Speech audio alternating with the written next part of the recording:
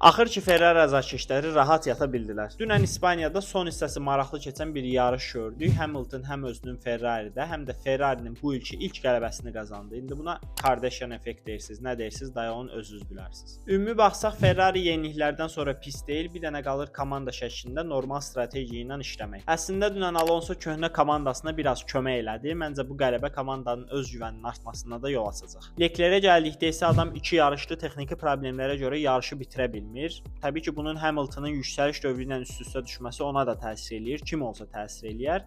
Ümid eləyirəm tez vaxtda toparlanar, çünki çox vaxtı yoxdur. Mercedes yenə çox sürətli idi, qələbəyə gedirmiş kimi görünürdü, amma təhlükəsizlik maşını onlardan birinciliyi aldı. Məncə çempionatın lideri Antonelli'nin kənarda qalması biraz Russell'ın da işinə gəldi, çünki trekdəki mübarizədə yenə komanda yoldaşına uduzmuşdu. Xal fərqinin azalması biraz onun üçün də motivasiya olacaq. Digər komandalar isə əvvəlki yarışlarda olduğu kimi qalan yerləri bölüşdürdülər, amma çox da templəri var idi deyə bilmərik. 4-cü yer olan Max liderdən 40 saniyə geri qalırdı. Məncə bu olan hadisələr çempionata biraz maraq qatacaq. Nəzərə alsaq ki, bizi qarşıda Ferrari'nin bir qədər üstün olduğu Macaristan, Belçika kimi yarışlar gözləyir. Mercedes də özlərində təzyiq hiss eləməyə başlayacaq. Sizin də fikirləriniz maraqlıdır. Yazın görək çempionatın gedişatı necə olacaq.